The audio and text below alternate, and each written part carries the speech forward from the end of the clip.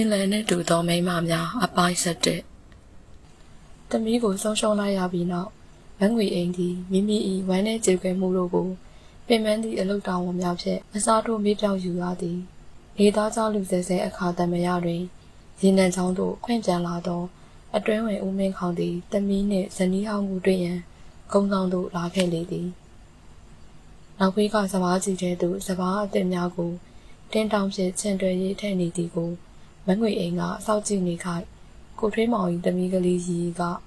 ကြီးဟုလှမ်းခေါ်လိုက်သည်ကြီးဧည့်သည်လာတယ်အင်ကြီးပေါ်မှာကပ်နေသောမြက်တီးများအမိုက်များကိုခါချ၍အိမ်ရှိထွက်ခဲ့တော့အိမ်ပေါဝါမှာအကိုတွေ့လိုက်ရသည်အကိုသည်မတွေ့ရသည့်နှစ်နှစ်အတွင်းမှာနှထင်မှာဆန်စများဖြူရောင်တန်းလျက်ရှိနေပြီသူ့မျက်နှာမှာပြေရောမှုမရှိအသားဆိုင်များတင်းကျပ်လျက်ငွေအိမ်ကိုမတင်ကားသလိုမျက်လုံးဖြင့်စူးစိုက်ကြည့်၏ဖျား၏အကိုဟာသူ့သမီးအကြောင်းများသိသွားပြီလားအကိုအားကိုတကြီးတိုင်းတဲ့လူဆဲဆဲငွေအိမ်ပူပင်သောကများကိုငွေအိမ်ပြန်မြူသိပ်ပြစ်လိုက်ရသည်အကိုတယောက်တည်းလားယင်အကိုသည်လက်ဆွဲအိတ်ကိုမြေကြီးပေါ်ချလိုက်ရဲ့အိမ်အတွင်းဘက်စီသို့လှမ်းကြည့်သည်သမီးရော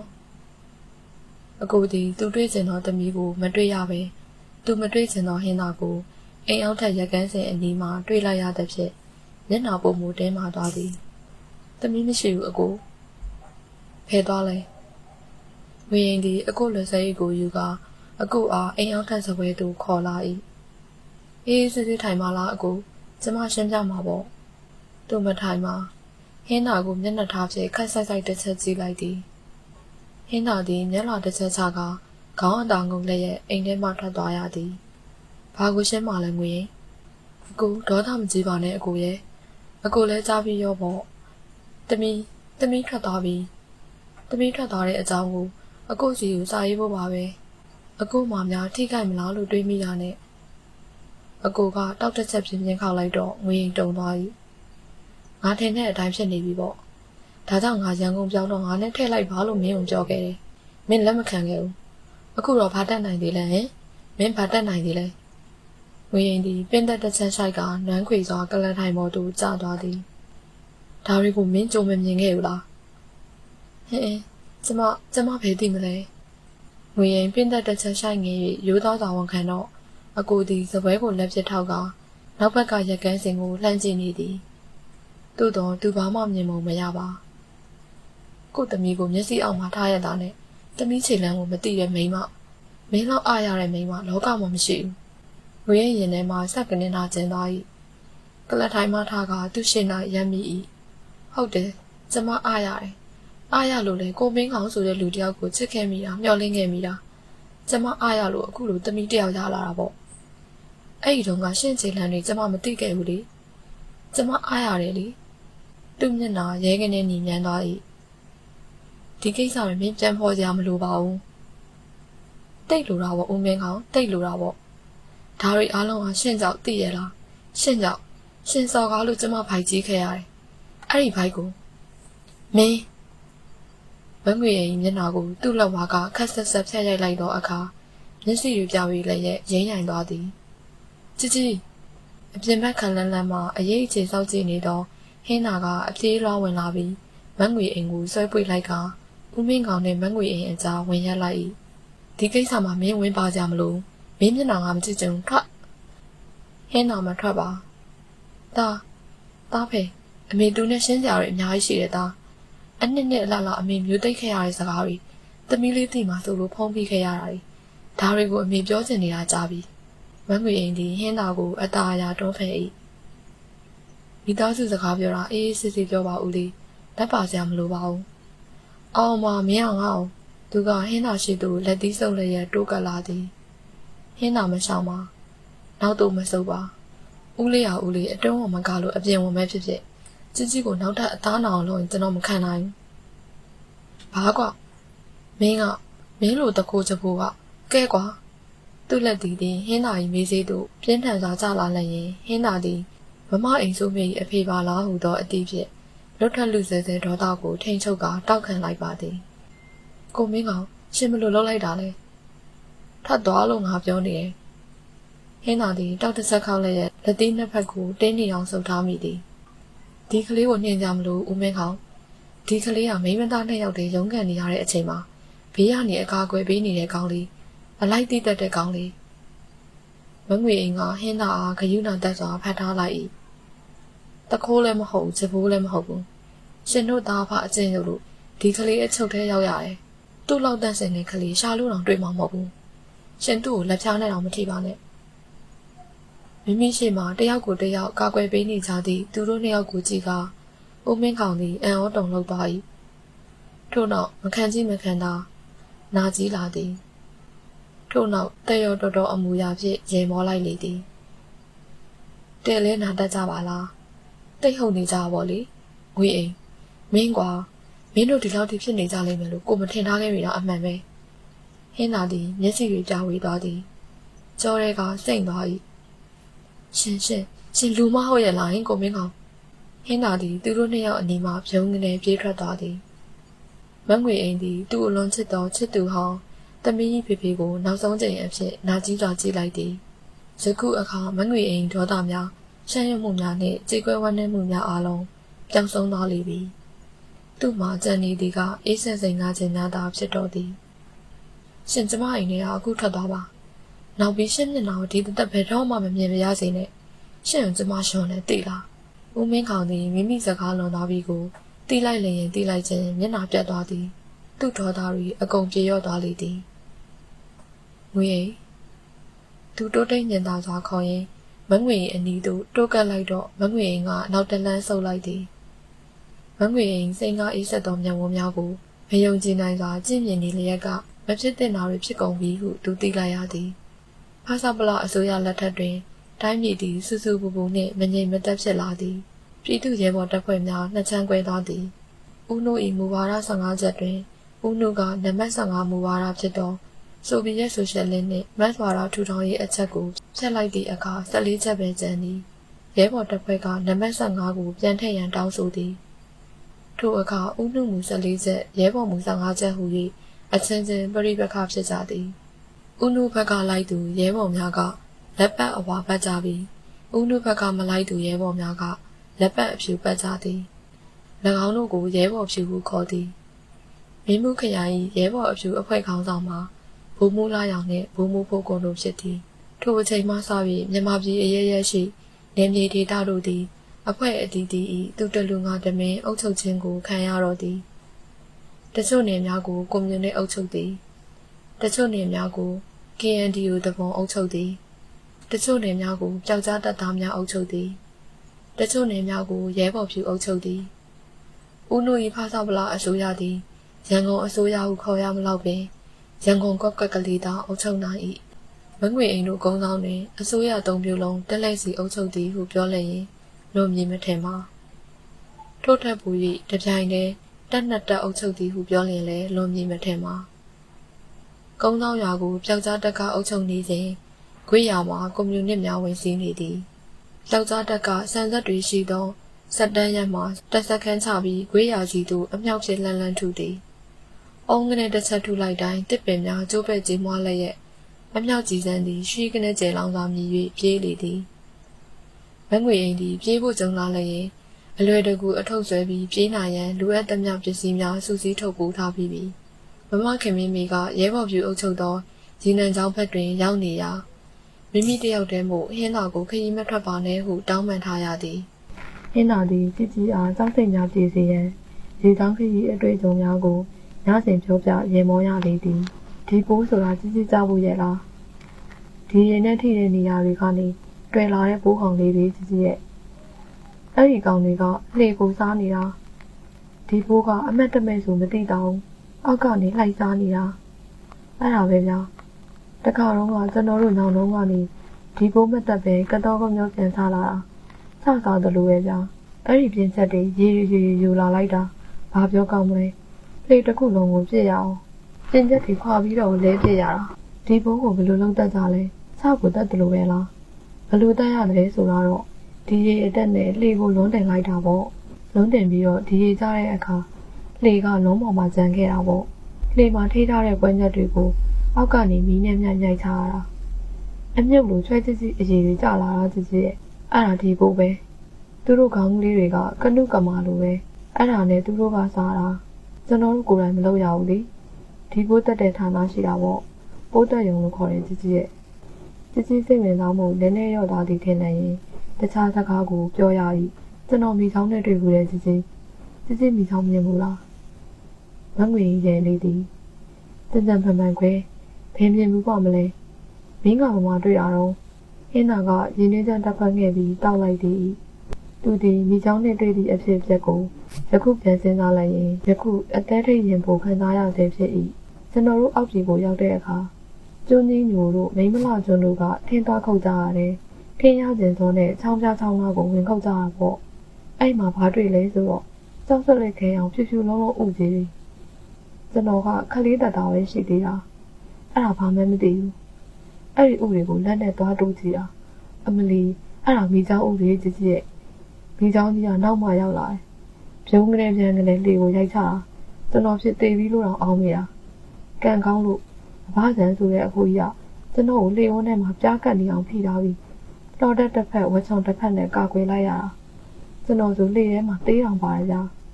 ခက်တဲ့ရင်မောကပခုံးတုံးမိခဏတိတ်ဆိတ်ငြိမ်သက်နေချိန်မှာခွေးဘက်စီမှတနက်တန်တိုင်းတိုင်းကြားပြန်သည်ဟင်းနာကပခုံးတုံးရဲ့လည်းရဲ့သူတို့ဘယ်သူနိုင်လဲထင်လဲကြည့်ကြည့်ဟုမေးသည်ဘယ်သိနိုင်မှမလဲကွယ်မိမိကတော့တမီးလေးအိမ်ဆိုမျိုးပြန်လာကြည့်ချင်တာပါပဲဟင်းနာတစ်ချက်တွေးခနဲ့ဖြစ်သွားသည်ထို့ညကမမအိမ်ဆိုမိသည်ဟင်းနာမနဲ့ကြပြန်လာမှာပါဟုပြောသွားခဲ့သည်မမအိမ်ဆိုမိသည်ဟင်းနာအပေါ်မှာလူကဲခန့်အလွန်တော်ခဲ့သည်ဟင်းနာဘယ်စကားကြောင့်ပြောရှင်လိမ့်မည်ဘယ်စကားကြောင့်ရှက်ရွံ့လိမ့်မည်ဘယ်စကားကြောင့်နာကျင်လိမ့်မည်ဟုမမတွက်ချက်တတ်လေသည်နောက်နေ့မနက်ခြေလန်းတုံးဆုံစွာနှိကွေးစွာ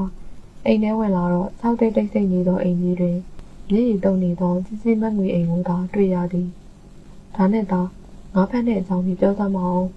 ငယ်တုန်းကဖမ်းတာလားသူတစ်ဆက်ရေးလိုက်အကိုဖမ်းတဲ့မြောက်ငါတွေကိုကျွန်တော်အကောက်ကန်ကြည့်ကျွန်တော်လက်ထဲရောက်ရင်ငါအသားလေးခုန်ထွက်သွားတာပဲကျွန်တော်အသက်9နှစ်10နှစ်အထိငါတကောင်မှမမိရဲ့ပြင်သူများဖမ်းပြီးတော့ငါတော့လွတ်သွားလို့ဗျာနောက်ထပ်ကာလတိတ်မကြမီကုန်းဆောင်ရေးအုပ်ချုပ်ရေးပြုံးနေပြောင်းသွား၏တနေ့ခင်းမှာတနက်တန်တိုင်းတဖောင်းဖောင်းဖြင့်အင်အား300ခန်းရှိသောကွန်မြူနစ်တပ်ကဝင်ရောက်သိမ်းပိုက်လိုက်လေသည်ညရီမှဝင်သိမ်းမိထင်ပြီးညရီမှသာကြောက်တတ်ကြသောကြီးမတ်ငွေအိမ်တို့သည်ထိုနေ့နေ့လယ်ကတော့ဥယျာဉ်ထဲသွားနေခဲ့သည်တနက်တန်နေနှင့်တိုက်ပွဲဖြစ်တော့ကြီးကိုစိတ်မချ၍လိုက်ခေါ်ရသည်ကြီးသည်တရက်ဥယျာဉ်ထဲတွင်ဥ၍ဝတ်နေလေသည်ကြီးလာဒီဘက်လမ်းမှာတပ်သားတွေမရှိဘူးဟိုဘက်ခင်တန်းလေးအတိုင်းပြေးရအောင်တို့တော့ကြီးကြောက်နေ၏တနက်တန်နေငြိမ်မှပဲသွားမယ်အမေမသွားရင်သားလည်းပြန်မသွားနဲ့တကယ်တော့တိုက်ပွဲသည်လူတယောက်မှမသေးတော့လက်ကူမြင်သာသည့်တိုက်ပွဲဖြစ်သည်လက်ကူရှိသောတပ်သည်အင်အားမမျှ၍အလွယ်တကူနောက်ဆုတ်သွားပြီးဖြစ်ရာခဏအတွင်းငြိမ်သက်ဖြစ်သွားပါသည်ဝင်သိမ်းသောရဲဘော်များကလည်းဗီယာရီတုံးကတော့၎င်းဂျပန်ဒေါ်လာရီတုံးကတော့၎င်းမိမိနှင့်တိုက်ခိုက်ပေါ်တိုက်ခိုက်ဖက်များငယ်တကယ်ချင်းများဖြစ်နေ၏မြို့မိမြို့ဖောင်များခမများယခုအချိန်ကစပြီးကုန်းဆောင်မြို့ရဲ့လုံခြုံရေးနဲ့ကာကွယ်ရေးကိုကျွန်တော်တို့တပ်ဖွဲ့ကအလှည့်ပြောင်းထိန်းသိမ်းလိုက်ပါပြီလမ်းတကာလည်း၍မောင်းကလေးတူဖြင့်ချင်းညာချိန်တွင်ကြီးနှင့်ဟင်းနာသည်ထမင်းလက်ဆောင်စားရင်တစုံတစ်ယောက်အားမျောလင့်တကြီးစောင့်စားနေကြလေသည်မိမိတို့မျောလင့်ထားသူသည်နောက်တစ်နေ့နက်နေရောင်ကြီးနှင့်အတူနှင်းပွင့်များနှင့်အတူဧကတိဗန်ရနနှင့်အတူအိမ်ထဲသို့လမ်းဆန်းစာဝင်ရောက်လာခဲ့သည်ပြင်ချမ်းရှက်အင်ကြီးပင်နေရောင်ကက်လက်စင်ထမိန်ချမ်းနှင့်သပင်ကိုဥကောင်းထက်မြင့်မြင့်မှာဝါပြီးဖြစ်ပြီးစပတ်ပတ်ထားသည့်ကြည်လင်အေးချမ်းသောအပြုံးပိုင်ရှင်ကိုမငွေအိမ်ကြည်နူးစွာပြုံးပြကြိုဆိုမိသည်သမီးလေးအိမ်ဆိုးမေဒီမေမငွေအိမ်ဒီတစ်သက်မှာပြန်မတွေ့ရပါတော့မလားဟုတောကကြီးစွာမျောလင်းခဲ့ရသောသမီးအားတင်းကျပ်နေအောင်ပြိဖက်လိုက်မိရသည်ခက်လက်လက်မှာတော့ဟင်းသာသည်မမအိမ်ဆိုးမေအနီးသို့မကက်ရဲပဲမမ၏မျက်နှာရိပ်မျက်နှာကဲကိုခန့်ငင်းငင်းစောင့်ကြည့်နေ၏ဟင်းသာကိုအိမ်ဆိုးမေမြင်လာသောအခါစူးလျှောက်သောမျက်ဝန်းကတောက်ပေါက်စွာပြုံးသွားသည်မောင်လေးဟင်းသာချိုပြသည့်နှုတ်ဆက်တန်လေးကိုကြားသည့်အခါရှက်ရွံ့ကြောက်လန့်နေသောဟင်းသာသည်လိုက်ကနေတုံရင်သာပြုံးရလိုက်လေသည်မင်းမမအောင်မလွမ်းလား ကြည်စေတယ်လို့မမကမီးတော့ဟင်းသာရှက်ရွံသာရဲလိုက်၏မြို့မသည်ဟင်းသာ၏ရဲတန်းကြောင့်သူကလိုက်၍ရဲမောလေသည်မမရဲ့ကျွန်တော်လေးမမကျွန်တော်ကိုတက်တက်လုံးမခေါ်တော့ဘူးလားလို့စိတ်ညစ်နေတာအိမ်ဆိုးမိပြုံးနေသည်အိမ်ဆိုးမိကဟင်းသာ၏သပင်ပြော့ကလေးများကိုခတ်ဖွားဖွားဆုပ်ကာနောက်စေမှလက်ဖြင့်စူးစီးကြည့်လိုက်သည်အမေဒီလိုဆိုတော့မောင်လေးကမင်းကလေးလိုပဲကြည့်စမ်းမင်းအဲ့လိုကြက်တောင်ကြီးနဲ့မြို့တစ်ပတ်ထွက်ရဲလာရင်ဘာလို့မထွက်ရဲရမှာလဲထွက်ရဲတာပေါ့မမဘာပေးမှလဲကောင်းပြီဒါဆိုထွက်မင်းလိုချင်တာပေးမယ်ဒီအတိုင်းမထွက်ဘူးလေမြို့မကိုစီးပြီးထွက်မယ်မမမြင်းပေါ်တင်မင်းမလားတကယ်လားထို့နောက်မြို့မကိုပတ်ချက်ကျူကုံကြီးအစုံအလင်တက်ဆင်လိုက်သည်မြို့မကိုစကြိုးမှဆွဲခေါ်လာတော့ဟင်းသာသည်စွန့်စားကန်အသက်အတွက်ခုံသွားဖြစ်နေ၏မင်းရဲ့မော်တော်အချင်းနေဘလို့လဲဟင်းသာသည်တခဏကြောင်ရသွားပြီးမှမျက်နှာနီနီနဲ့ရဲလိုက်သည်ကျွန်တော်စိတ်ညစ်ညစ်နဲ့ပြန်ရောက်လိုက်ပြီလေမမကြာလာပြီကျွန်တော်ကြီးအိမ်မှာပဲလဲသူရင်းကဝင်လုပ်ပေးနေရလေမမထွက်သွားကြတဲ့ကအိုးလိမ်မာလိုက်တဲ့ကလေးမမကြီးစီကျူးတန်းကြောင့်သူပြောသွားပါသည်ကဲတက်တော့အိုးဒီပစိုးကြီးနဲ့လားအင်းလေအိုးဘယ်ဖြစ်မလဲနေအောင်မင်းဖုန်းလေးမှမကြောက်ရင်အပေါ်ကအိတ်ကန်တော့ကတက်တာထဲမှာရှမ်းမောင်းမီနဲ့တည်းရှိတယ်ကြိုက်တာယူဝချီသွားဟင်းသာလက်ကနေပြေးတက်သွား၏ပြန်ဆင်းလာသောအခါပင်ဒီအောင်ရှမ်းမောင်းမီကိုဝက်လာလေသည်ဘောင်းမီသည်အိမ်စိုးမီအရန်နှင့်တိုင်းထားသည်ဖြစ်၍ဟင်းသာဝက်လိုက်တော့တိုးနှက်ဖြစ်နေသည်ဟင်းသာသည်သူ့ကိုယ်သူငုတ်ကြည့်ကပခုံးတုံ၍ရဲသည်ကဲတက်မြင်းမော်ကိုတက်ရင်အမြဲတမ်းဘယ်ဘက်ကတက်ရတယ်ကုံကြီးထိတ်ကိုပဲဖြစ်ဖြစ်လင်းဆံမွေးကိုပဲဖြစ်ဖြစ်ထိမ့်ကင်ပြီးအားယူရမယ်ဒီလိုနဲ့ဟင်းသာသည်လူမကြီးကျော်ပေါ်ရောက်သွား၏ဘယ်ဘက်ဆက်ကျိုးကိုဘယ်ဘက်လက်ကကိုင်ညာဘက်ဆက်ကျိုးကိုညာဘက်လက်ကကိုင်ချင်းတင်းကွင်းထဲကိုခြေထောက်ထည့်ညာဘက်ချင်းတင်းကွင်းထဲသို့ညာခြေထောက်ထည့်သည့်အခါချင်းတင်းကွင်းထဲခြေထောက်မရောက်ပဲမြင်းဖိုက်ကိုသွားကန်မိသည်လူမသည်တစ်ချက်စီလည်းရဲ့ရှေ့ချင်နှစ်ဖက်ကိုမြောက်ကခုံလိုက်သည်သူသည်မြင်းပေါ်မှာခွေကနေလိမ့်ကျသွားလေသည်မြေကြီးပေါ်သို့ကာရိုက်မိသည့်ညာဘက်ပခုံးမှမျက်ကနေအောင့်သွား၏ထိုအချိန်မှာပင်မမအိမ်ဆိုမိဟဲ့ပပရဲ့မောတန်ကိုကြားရသည်သူသည်ခေါင်းထဲမှာကျယ်ရီလောက်မြင်အောင်လည်းရဲ့တော်တော်နဲ့မထနိုင်ပြီအိုးတော်တော်နာသားသလောက်မောင်လေးရဲ့ပြောရင်မမအိမ်ဆိုမိအပြေးကလေးရောက်လာပြီးသူ့အားဆွဲထုတ်၏သူသည်မမအိမ်ဆိုမိလက်ကိုအားပြုလက်ရဲ့ထရက်ဖို့ကြိုးစားရင်ဒူးတွေမြွက်ခွေကထိုင်နေခြင်းစိတ်ပေါက်လာပြီးထိုင်ချလိုက်၏စိုးရိမ်နေသောမျက်နှာလေးဖြင့်မမကငုတ်ကြည့်နေသည်ကောညွတ်သည့်မျက်တောင်များနေထွေးသည့်နှက်ခမ်းများနေလောင်၍မျိုးချင်းမြဲလဲတိုင်းတွဲလေးဖျားသူသည်ရင်တစ်ဖြတ်တုံလာကမျက်နှာရုပ်ကနေလွှဲပြလိုက်၏ဟင်းသာနားလို့လားဟင်းမဟုတ်ဘူးသူတို့နှစ်ယောက်ကြောင်းအားစွာနေရာမှမလုံးမရှက်ထိုင်နေကြသည်မမရဲ့ဒီတစ်ခါလဲမမကျွန်တော်ကိုရရုံမှာပါကျွန်တော်သိပါတယ်ဒါပေမဲ့သူသည်မမအိမ်ဆိုရဲ့ဘက်သို့ဂျုံကနေလှည့်ကြည့်သည်သူ့လက်ပြင်သူသောကလေးတက်ဆက်တုံနေသည်ဒါပေမဲ့ကျွန်တော်မမဘူးလေသူသည်စကားပြတ်ပြီးနောက်တတိလက်လွတ်ဝိပက်တော်မြည်ဟန်ဖြင့်ရှေ့သို့ကိုင်းသွား၏သို့သောအိမ်ဆိုမိရဲ့တန်းကြောင့်သူတက်သွားသည်ပြောလီမမကိုဘာဖြစ်လဲသူမပြောဘဲတရွေးတစ်ချက်မျိုးချလိုက်သည်ပြောလီကွာမမကိုဘာဖြစ်လဲမမပါလီကိုထိကြည့်ခြင်းနဲ့နောက်ပြီးတော့မမအရင်တစ်ခါလိုရိုက်ပါလားမမအိမ်ဆိုမိကမျက်နှာမောလန်ကအော်ရတော့သူ့စကားမှားသွားပြီဟုသိကရှက်သွေးဖြန်းသွား၏သူခမန်းကန်းထိုင်ရမှထားရလိုက်သည့်အခါမမကပါလိုက်ရ၏ထို့နောက်မမမျက်နှာတည်သွား၏ဒီတိုင်းတော့ဘယ်ထိလို့ရမလဲကွခမသူမမကိုမျောလင့်တကြီးစိုက်ကြည့်လိုက်၏မင်းမမကိုလက်ထပ်ရလိမ့်မယ်ခမမမကြည်စဲနေရလားဟုမယုံကြည်နိုင်စွာငေးကြည့်မိသည်မမ၏မျက်ဝန်းများမှာလှောင်ပြောင်ရိပ်မရှိပါဂရုနာရိပ်များကိုသာတွေ့ရသည်မိုးကောင်းငင်ကကျဲဝိငလေးကိုသူရလိုက်ပြီးသူပျော်ရွှင်နိုင်ပြီဟုယုံကြည်သွား၏သူ၏လက်သီးနှစ်ဖက်အာယူ၍မြောက်ကတစ်ချက်ခုံလိုက်မိလေသည်အခန်း30မမအိမ်စုမင်းနှင့်ဟင်းသာ၏ပျော်ရွှင်ရသည့်အချိန်သည်နှစ်ပတ်မြောက်သာကြာလိုက်၏သို့သောထိုကာလလေးအတွင်းရရှိခဲ့သည့်ဘဝ၏ချုံမြိန်တန်းတားပွဲခံစားမှုရတာလေးသည် ဘဝ၏ကြံသည့်ခါတီးမှုကာလများစွာကိုအားတင်းရင်ဆိုင်နိုင်ရန်လုံလောက်သည့်ခွန်အားပေးစမ်းနိုင်ခဲ့ပါသည်လက်ထပ်ပြီးနှစ်ပတ်ခန့်အကြာတွင်အုပ်ချုပ်ရေးအခြေအနေသည်ချက်ချင်းပြောင်းလဲသွား၏တည၎င်းမတိုင်မီအချိန်မှာမြို့အနောက်ဘက်စီကတနက်တန်များကြားလိုက်ရသည်တနက်တန်နှင့်အမြဲနားရင်နေသောအိမ်ဆိုးမိသည်ချက်ချင်းနိုးလာ၏အခန်းသည်မှောင်မဲတိတ်ဆိတ်လျက်ခါးပေါ်လာထိနေသောဟင်းနာ၏လက်တစ်ဖက်ကိုအသားအရာဖယ်လိုက်ပြီးအတန်မမြင်အောင်ထားထိုင်လိုက်သည်ဘာလဲမမဘာလဲရှူမေမေတို့နိုးသွားမယ်တနက်တန်တွင်ဟင်းနာဝုန်းနဲ့ထားထိုင်လိုက်သည့်အခါအိမ်အပေါ်ထမှမေမေနှင့်ကြီးကြီးမီနိုးသွားသည်အိုကွယ်တိုးတိုးပါဆိုမှတားတို့သမီးတို့မေမေကခက်အုပ်အတန်ဖြင့်လှမ်းနိုးသည်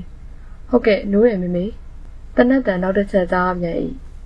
အိမ်ဆိုးမေသည်ဂရင်ပေါ်မှဆင်းကကပူကယူဖြစ်နေသည့်ဒုံကြီးအင်ကြီးကိုပြင်ဝတ်လိုက်၏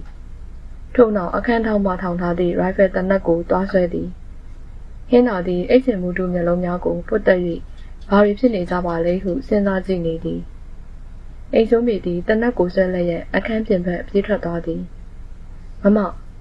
ဟင်းနာသည်ယခုမှအဖြစ်မှန်ကိုတတိယသွားကအိမ်ဆိုးမေနောက်ကပြေးလိုက်သည်အပြင်တွင်လာရောင်သည်လင်းလဲလျက်ရှိနေသည်မမဖဲလဲအိမ်ဆိုးမေသည်ဟင်းနာဘက်သို့လှည့်ကြည့်လိုက်၏မမစပင်များမှာပြေရောလျက်ညတုန်းကဟင်းနာပန်းပေးခဲ့သောစပယ်ပန်းကုန်းကလေးသည်စပင်ဖြားတွင်တန်းလန်းကျနေသည်ဌာနချုပ်ကိုတောင်းမှာပေါ့မောင်ဒီမျိုးရန်သူလက်ထဲမကြောက်ခုခံရမှာပေါ့သူတုံလှုပ်သွားသည်တိုက်ပွဲဖြစ်တော့မယ်ထိုအခါတနက်တန်၄-၅ချက်ထပ်ကြားရပြန်သည်ဒီတခါတနက်တန်များနီးနီးလာပြီဖြစ်သည်အင်အားများပုံရသည်ခဏကြာတော့ဒီဘက်မှပြန်ပစ်သည့်အတန်ခက်ဖြောက်ဖြောက်ကြားရသည်တစ်ဖက်မှညာတန်ပေး၍ခြိတက်လာတန်များကိုကြားရသောအခါသူသည်မမအိမ်ဆိုးမေလက်ကိုဖမ်းဆွဲထားလိုက်၏မမမတော်ပါနဲ့လားမမရဲ့အိမ်ဆိုးမေမျက်လုံးများလာရောင်တွင်ပြိုးပြက်လက်သွားသည်မမဘာလုပ်ရမယ်ဆိုတာမမသိရဲ့မောင်ဘာလုပ်ရမယ်ဆိုတာမောင်သိတယ်မဟုတ်လားအိမ်ရှိမြေကွက်လက်ပေါ်တွင်သူတို့လင်မယားနှစ်ယောက်ရုံရင်းဆန်ခတ်ဖြစ်နေသည်ကိုအပေါ်တန်းမှမေမေတို့ကအစိုးရိမ်တကြီးလှမ်းကြည့်နေသည်ဟဲ့ခလေးတွေတလင်းမြင်နေမှာလာကြစမ်းအိမ်ထဲဝင်ကြစမ်းတနက်မှန်သွားမယ်တော်မောင်အပေါ်တက်တော့မမမတော်ရဘူးဗျာမမကိုကျွန်တော်စိတ်မချဘူးအိမ်ဆိုးမေမျက်နှာတဲမာသွားသည်ဟဲ့စမ်းမောင်အိမ်ဆိုးမေစောက်တွန်းသည်မင်းလောက်တာနဲ့ငါရဲ့ဌာနချုပ်နဲ့ငါအုပ်စုခွဲတော့မှာပဲကွာဟင်းနာသည်မမ၏ခါကိုဖမ်းဆွဲထားလိုက်၏မမကျွန်တော်ပြောတာကိုနားထောင်ပါမမရဲ့မမခုခံမနေပါနဲ့အစိုးရတက်စီမှာလက်နက်သားအလိုက်ပါဘာပြောတယ်ကျွန်တော်ကိုချစ်မချစ်ဘူးလောကမှာငါဘာကိုအချစ်ဆုံးလဲဆိုတာမင်းသိတယ်မဟုတ်လားဟင်းနာဒေါသထွက်သွား၏ခင်ဗျားတော်တော်မိုက်လုံးကြည့်ဟင်းနာ၏ရင်ဘတ်ကိုတနက်တင်ကခက်ဆက်ဆက်ထိုးလိုက်တော့အခါနာကျင်မှုကြောင့်သူအသက်ရှူမှသွားပြီးနောက်သို့ရိုင်သွား၏ထိုအချိန်မှာအိမ်ဆိုးမေကအိမ်ရှိချန်တကားပေါက်ဝါစီသို့ပြေးသွားသည်မမဟင်းနာသည်ရင်ဘတ်ကိုလက်နှင့်ဖိကအသက်ကိုမြှင့်ရှူလျက်ပြေးလိုက်သွားသည်ဒါဖြင့်မမတနက်ကျွန်တော်ပြီးကျွန်တော်လည်းမမနဲ့လိုက်မယ်အိမ်ဆိုးမေသည်ဟင်းနာဘက်ပြုံးနေလဲကရိုင်ဖယ်တနက်ကိုချောင်းငယ်မောင်းတင်လိုက်၏ထို့နောက်ဟင်းနာ၏ရင်ဝါတက်တဲ့ကိုတနက်ဖြစ်ချိန်ထားလိုက်သည်ဟင်းနာမျက်စိတွေပြဝေသွားသည်ရှေ့မတိုးနဲ့နော်ရက်မမကမောင်ကိုပြစ်တော့ဝင်သလားသူသည်ရှေ့သို့ချစ်တလန်းတိုးသွားလိုက်သည်အိမ်ဆိုးမေ၏တနက်မှာတင်ချိန်လာ၏နင်းနေမှတုံခါမနေပြီရှေ့ဆက်တွဲငါပြစ်ထည့်လိုက်မှာနော်သူနာကျင်သွားတစ်ချက်ရေမောလိုက်သည်မမတက်ရမည်ဆိုတာကိုသူယုံပါသည်ပြစ်လိုက်စမ်းပါမမရဲ့ပြစ်တက်လိုက်စမ်းပါမမတက်ရင်ကျွန်တော်တည်ရဲပါတယ်မမရဲ့သူနောက်တလန်းထပ်တိုး၏တနက်ပြောင်းသွားစီသို့ရောက်လူစဲစဲတွင်အိမ်ဆိုးမေသည်လျင်မြန်ဖြတ်လက်စွာပင်တနက်ပြောင်းပြန်ကိုင်းလျက်တနက်တင်ပိုင်းဖြင့်ဟင်းနာ၏ခေါင်းကိုအရှိန်ပြင်းစွာရိုက်ချလိုက်သည်ဟင်းနာသည်တပတ်လေကရိမ့်ရိုင်သွား၏စူးရှာနာကျင်သည့်တန်းဖြင့်ဟင်းနာမျက်လုံးတွင်မီးပွင့်တွေဖြာကနေမြင်လိုက်ရပြီးမြေပြင်ပေါ်သို့လဲပြိုသွားသည်အိမ်ဆိုးမေခြံထဲမှလှစ်ကနေပြေးထွက်သွား၏ခက်လန်းလန်းစီမှတနက်တန်3-4ချက်ကြားပြီးနောက်ဟင်းနာတတိလစ်သွားခဲ့သည်အုပ်ချုပ်ရေးအဖွဲပြောင်းသွားတော့လဲကုန်းဆောင်၏လှုပ်ရှားမှုများကမပြောင်းလဲပြီဈေးမှာစီကားလက်ရက်စပားပင်တွေရင်းမဲလက်ရက်ဥယျာဉ်ချမ်းမြေများစိမ့်ဆုပ်လက်ရက်စက်တန်းရရှိစံဆက်များမိခိုးတလူလူဖြင့်လဲပတ်စိတ်ခွဲလက်ရက်ခင်မင်းမေနေငွေရင်ဒီတယောက်စိတ်တက်ကြလိုက်ရင်တယောက်က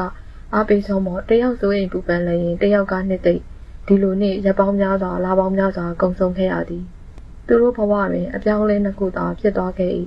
တစ်ခုမှာစိတ်လေကထင်ရှားဆိုင်တတ်သောဟင်းသာသည်ကုန်းဆောင်မှထွက်ခွာသွားပြီးကာလကြာမြင့်စွာပျောက်ကွယ်နေခြင်းပင်ဖြစ်သည်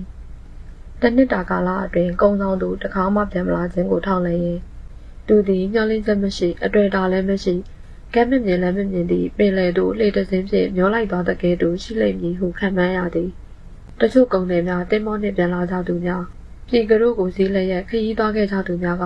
တခါတရံဟင်းသာကိုမြင်ခဲ့သည်ဟုဆို၏တခါဟင်းသာ၏လေနှင့်သူတို့လေအစုံအစံမျက်နှာချင်းဆိုင်တွေ့ခဲ့သည်ဟုဆို၏သို့သောဟင်းသာကပေါ်မလာခဲ့ပြီဒီအခြေအနေသည်အိမ်ဆိုးမင်းဟင်းသာအားတွေးထွက်တန်ယူတတိလစ်အောင်ရိုက်ချဖြစ်ပြီးနောက်သူတို့နှစ်ယောက်လုံးကမျှော်မှန်းထားသောအခြေအနေအတိုင်းပင်ဖြစ်၍အံ့ဩဖွယ်မဟုတ်ခဲ့ပါ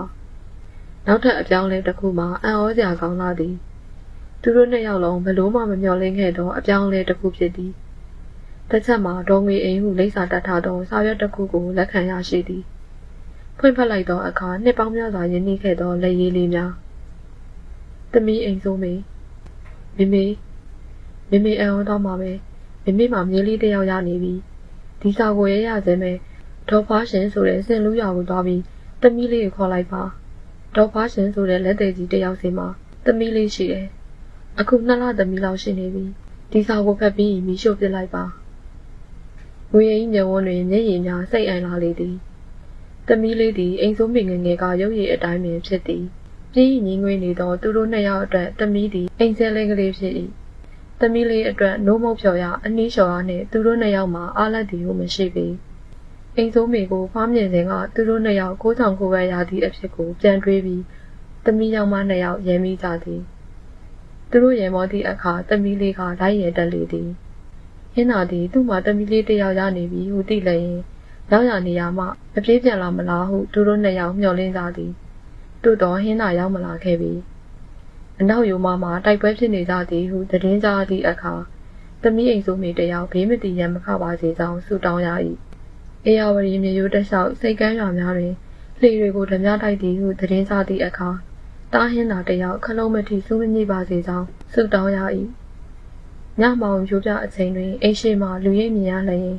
သမီးအိမ်ဆိုးမိတစ်ယောက်အမေထံလာတွေ့သလားဟုမျှော်လင့်တကြီးကြည့်မိပြန်သည်နနက်8 နာရီ9 နာရီဟင်းသာခရီးကပြန်လာနေကြအချိန်အိမ်ရှိမှလူရိပ်သူရိပ်မြင်လျင်ဟင်းသာများပြန်လာသလားဟုမျှော်လင့်တကြီးကြည့်မိသည်သို့တော့သူတို့နှစ်ယောက်ထံသို့အိမ်ဆိုးမိလည်းရောက်မလားဟင်းသာလည်းရောက်မလားချင်း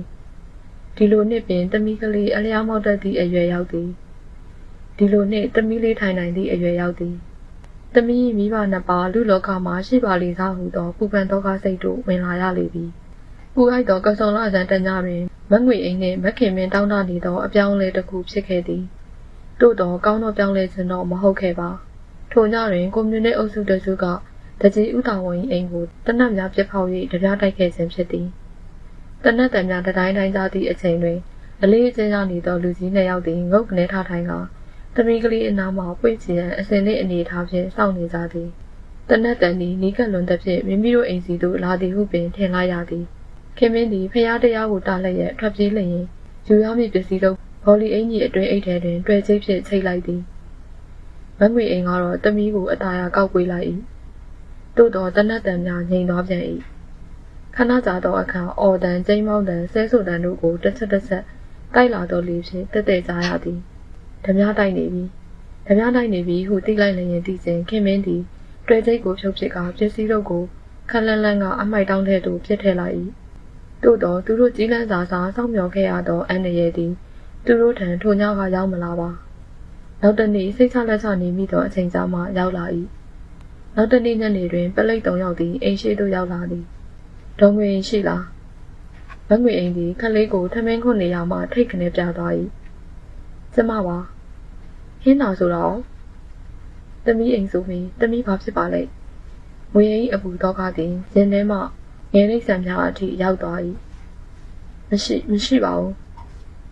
ဒါဖြစ်ခမကတဲကိုလိုက်ခဲ့ပါမငွေအိမ်သည်ခြေလမ်းများကိုလှမ်းမှတ်မသိလှမ်းနေမိတော့သည်ဘိုးတဲသို့ခေါ်သွားခြင်းခံရ၏ထိုရောက်လျင်ဘာကိုတွေ့ရမှာလဲသမီးအလောင်းကိုများလှပ်ပြလိုက်လျင်အိုးဖះသမီးလေးကျမ်းပါပါစေဘိုးတဲပေါ်တက်လိုက်တော့အခါဒူးတွေ မြုပ်ခွေကြဆင်နေသည်ဘိုးတဲပေါ်မှာတော့မိမိနှင့်ဘဝတူအဖော်နှစ်ယောက်ကိုမျက်စိတငယ်ဖြင့်ထိုင်နေသည်ကိုတွေ့လိုက်ရသည်မငွေတခါမှမမြင်ဘူးသည်လက်ရွက်တူတူလုံးလုံးနှင့်စစ်ဘိုလ်တစ်ယောက်ကစစ်မေးသည်ခမရဲ့သမီးအခုကမှလဲမငွေအိမ်သည်မိမိမျောလင်းခဲ့သည့်အဆိုးဆုံးအခြေအနေမဟုတ်သဖြင့်တတ်မှချလိုက်မိလေသည်ဒါဖြင့်သမီးလေးအသက်ထင်ရှားရှိနေတယ်ပေါ့နော်ကျမမသိပါဘူးဒေါ်ကြီးသမီးကြောင့်ဒေါ်ကြီးပါတည်လဲသမီးကကျမအိမ်ကနေထွက်သွားတာ2 ခါရှိပါပြီနောက်တစ်ခါထွက်တော့တနက်ပါပါတယ်အခုရက်ပိုင်းခမည်းနဲ့ခမည်းသမီးဘယ်နေရာမှာတွေ့ကြသေးလဲမတွေ့ရပါဘူးသမီးနဲ့မတွေ့ရတာကြာပါပြီဘူးရဲ့ခမည်းသမက်ကောအခုဘယ်ရောက်နေလဲအဲ့ဒါလည်းကျမမသိပါဘူးတငယ်လေးရလေးသမားပါနေရာအတီးကျလဲနေတာမဟုတ်တော့အခုသူပြန်မလာတာလဲကြာပါပြီသူတို့ဒီမငွေအိမ်ဟာစစ်စစ်ဆဆအကဲခတ်ပြီးသူတို့ချင်းတီတိုးစကားဆိုနေကြသည်ထို့နောက်မိကွန်းတစ်ခုမေးပြန်၏တကြီးအိမ်မှာဓမြတိုက်တဲ့ညာခမည်းမမရှိလဲကျမအိမ်မှာပါအိပ်ပျော်နေပါတယ်တနက်တန်နေကြလို့လန့်လို့လာပါတယ်တနက်တန်မနဲ့ချက်ကြလဲ4-5-6ချက်ဖြစ်မဲ့ထင်ပါတယ်အဲ့ဒီအချိန်ခမည်းသမီးအိမ်ဆိုမေးဘာလုပ်နေလဲရှင်မငွေအိမ်ဒီမိကွန်းကိုဘာဆိုလို့ဒီဟုပထမနားမလဲလိုက်ပြီကျမသမီးဘာမှလဲကျမမသိပါဘူးသမီးပြောတော့သူတို့နေရာကအဝေးကြီးမှာတဲ့တော်တော်ကိုဝေးတယ်လို့ပြောပါတယ်သူတို့ဒီမငွေအိမ်အဖြစ်များကိုလက်ခံသွားသည်တို့တော့မငွေအိမ်နဲ့တကွသမီးတို့အဖွဲ့ဝင်လူငယ်များ၏အမေနှင့်ဇနီးစုစုပေါင်းလူ3 ယောက်ကိုရေနံချောင်းတို့ညတွင်ချင်းခေါ်သွားပါသည်ကျမတို့ကိုဖမ်းတာလားရဲရင်တော့အမျိုးသမီးကလေးကမေးတော့စစ်ဘိုလ်ကပြုံးသည်ခဏခေါ်တာပါထိုညကဓမြတိုက်သည့်အဖွဲ့သည်ဓမြတိုက်ရုံမကပဲလူ1 ယောက်ကိုတစားကန်ခေါ်သွားခဲ့သည်ဟုသိရသည်ထိုလူမှတကြီးအိမ်သို့ရောက်လာပြီးတဲကိုနေသောစစ်ဘက်အင်ဂျင်နီယာဘူးဖြစ်သည်ထိုအကြောင်းကြောင့်စစ်တပ်ကမိမိတို့အားစစ်ဆေးလိုခြင်းဖြစ်သည်တို့တော့မိမိတို့ကိုစစ်ဆေး၍ဗာများသိရမှာမို့လဲသမီးအိမ်ဆိုမိပြောသည့်မိမိဘာမှမသိတာပို့ပြီးအနေရကင်းပါတယ်ဟုသောစကားကိုတတိယသွား၏ဘာမှမသိတော့လိန်ဖို့မလိုတော့ဘူးပေါ့အကယ်၍သာလိန်ရမည်ဆိုလျင်မငွေအိမ်လိန်တက်မည်မထင်ပြီရေနံချောင်းမြေသို့နှစ်ပေါင်းများစွာအတွင်းပထမဆုံးအကြိမ်ခြေချရခြင်းဖြစ်သည်မငွေအိမ်တို့ရောက်သွားချိန်သည်ည8 နာရီကျော်ပြီရေနံချောင်းမြေကိုအလွတ်ရနေသောမိမိအဖို့ဘယ်နေရာမှာပဲချတာမျက်စိပိတ်ထားလျင်တော့မြေကြီးကိုနေ၍လမ်းလျှောက်ကြည့်လျင်မိမိဘယ်နေရာကိုရောက်နေပြီဟုသိရမည်ဖြစ်၍စိုးရိမ်ပူပန်မှုမရှိခဲ့ပါကံကောင်းထောက်မစွာပင်မိမိတို့အားမျက်စိမပိတ်ပြီညောင်လာစိတ်ကမ်းမှတစ်တဝီထိုမှငွေပုံသားမငွေအိမ်သည်သူ့ဘဝ၏ဆင်းရဲဒုက္ခများကိုဝေဖွားပေးခဲ့သောငွေပုံသားဆိုင်ရင်ကြီးစီသို့လှမ်းမြော်ကြည့်မိသေးသည်စစ်ဘိုလ်ကမငွေအိမ်မျက်လုံးအကြည့်ကိုသတိထားမိသွားသည်ဦးမင်းကောင်ဒီမှာမရှိဘူးတော်ကြီးရန်ကုန်မှာပါအော်သူတို့ဟာငါအကြောင်းအကုန်သိနေပါလားသူတို့သည်မိမိတို့အဖွဲ့အားအကျဉ်းသားလိုသဘောမထားဘဲဧည့်သည်တွေလိုသဘောထား၏ရွှေဘုံသာဌာနထဲတွင်တဲခိုရသည်ထို့နောက်တစ်နေ့နက်တွင်အပေးယူအစီအစဉ်တစ်ခုကိုပြောပြလေသည်မငွေအိမ်တို့ဘက်မှတယောက်ကသမီးတို့ဖန်ထားသည့်စစ်ဘိုလ်ပြန်လွတ်ပေးရန်တွားတောင်းဆိုရမည်အကယ်၍စစ်ဘိုလ်ကိုပြန်မလွတ်ပေးလျင်မငွေအိမ်တို့ဟာဖမ်းချုပ်ထားမည်သဘောကတော့စစ်ဘိုလ်1 ယောက်နှင့်အရက်သား3 ယောက်အပေးယူလုပ်ရမည်သဘောပင်ဖြစ်သည်စိတ်မပူပါနဲ့အတော်ကြီးတို့ကိုတကယ်ဖမ်းမှာမဟုတ်ပါဘူးဟန်ပြပါရွှေဘုံသာအချုပ်၌2 ရက်ကြာပြီးသောအခါမမျော်လင့်ပဲဟင်းသာဦးရဖားရရောက်လာ၏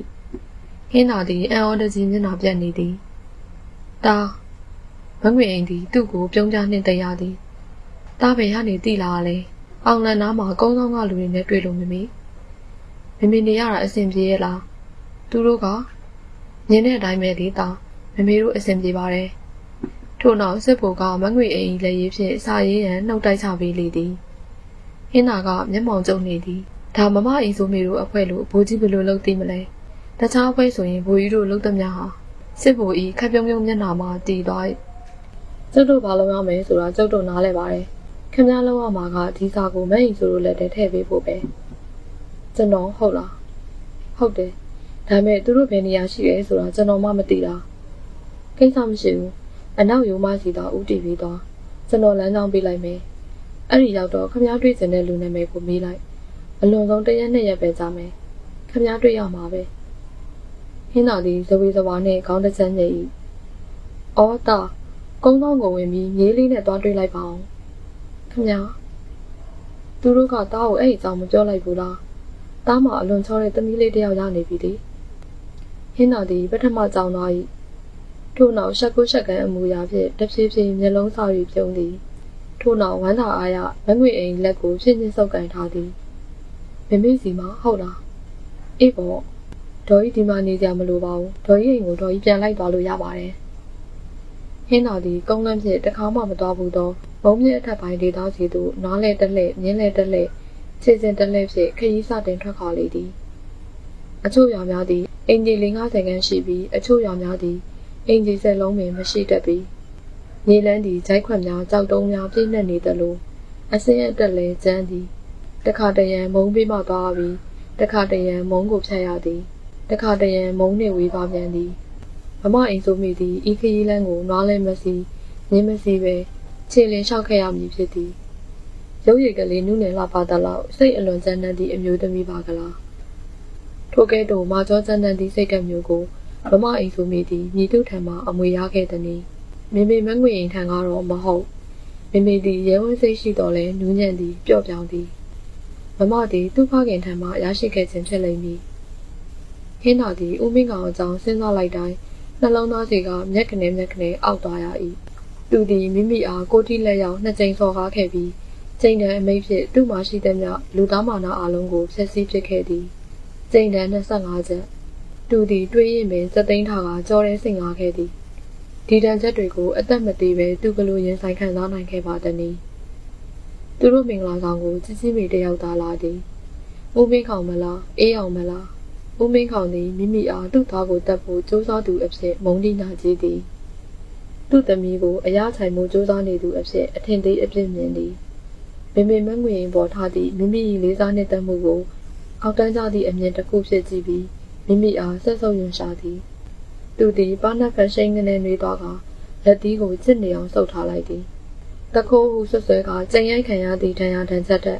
အဆပေါင်းများစွာနာကျင်စေသောဓာချက်တစ်ခုပါတကားသူသည်မမအိမ်ဆိုးမင်းနှင့်တွေ့ဖို့ရွာကလေးတစ်ရွာစီတွင်တညစီစောက်အေးရ၏ဒုတိယရွာ၏အနောက်တောင်အရက်မှကြီးမားသောညောင်ပင်ကြီးတစ်ပင်ရှိသည်ထိုညောင်ပင်အောက်မှတွေ့ရန်မမကသူ့အားချင်းဆိုလိုက်သည်မမနှင့်တွေ့ရသည့်နက်နက်တွင်သူအစောကြီးနိုးနေ၏ဤရွာတွင်စက်များသည်မပြီးနိုင်မစည်းနိုင်တွန်ကြလေသည်